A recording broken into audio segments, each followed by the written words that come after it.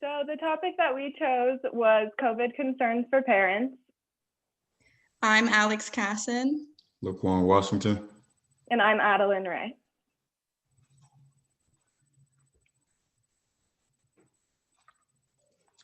Accommodations during the work crisis. This involves adjustment, flexible working hours, and also direction. With adjustment, this happens a lot more because kids are forced to stay home and complete tasks online rather than staying on normal classroom routines. As far as flexible working hours, parents may have to look at the kids sometimes throughout the day just to give parents a chance to clock out and clock back in without creating any major issues within the workplace. And as far as direction, even if parents should be able to stay home and work from a workplace, this shouldn't change what specific jobs do as far as direction, goals, and also structure. Parents will still need to be able to know exactly what's going on, just in case there are changes within the workplace.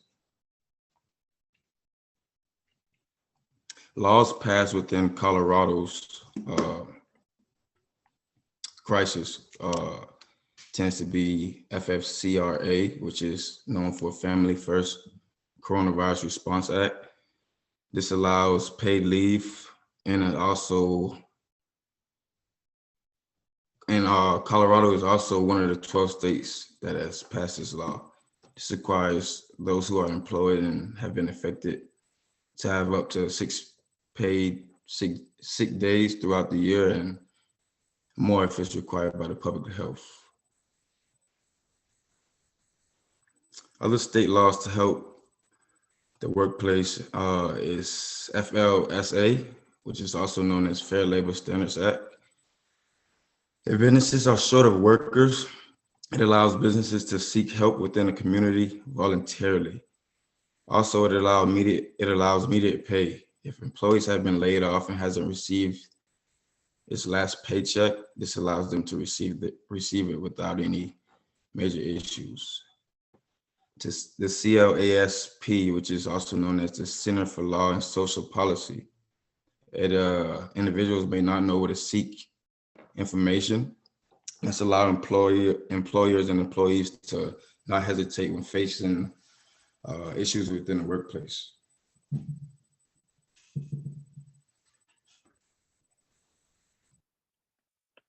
So I discussed how are businesses actually staying afloat throughout this virus. So they are tracking their expenses against their revenue much more closely than ever before. They have been checking the feasibility of their current business model to see if they need to make any changes or improvements.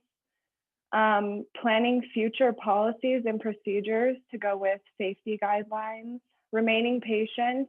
An important one is shifting attention to customers themselves, because if customers remain satisfied, they're much more likely to continue to buy product. Also, maintaining relationships with contracted parties such as vendors, suppliers, landlords, etc.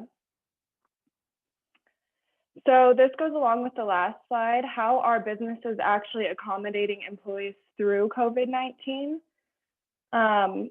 Companies are ensuring that employees feel secure and safe by updating policies and procedures and ensuring job security.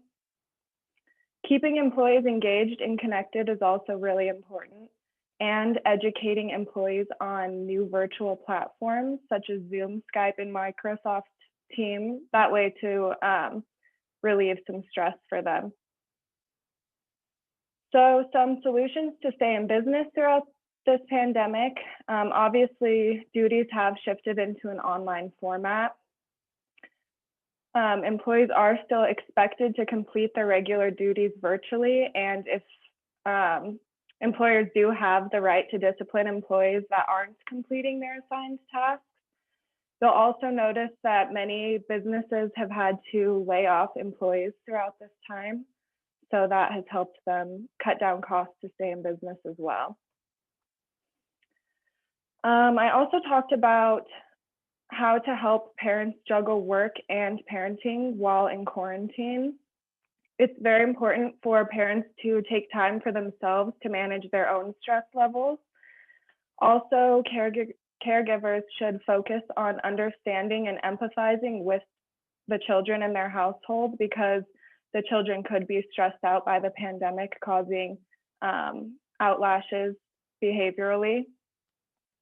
Spending time outdoors can help relieve stress as well, and developing a routine also helps with children in school while you're working. So I talked about how companies can oversee their work from their employers at home. Firstly, they can equip their employees with the necessary means to work from home, such as like computers and stuff like that. They can also have daily check-in meetings, whether that's on Zoom, phone, or email, which can be more available than before.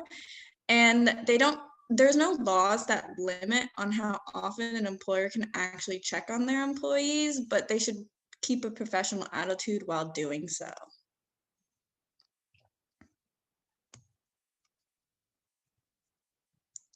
And returning to work, there are no laws that limit an employee to like tell their employees to come back to work during COVID.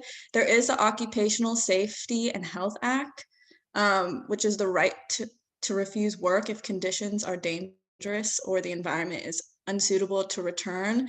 But currently COVID-19 is not protected under this, but there are state laws and regulations that do protect employees from returning to work during this time, such as like companies must follow safety guidelines like wearing masks or keeping social distancing. And for wages, it is illegal for wages to actually be reduced during the work at home order.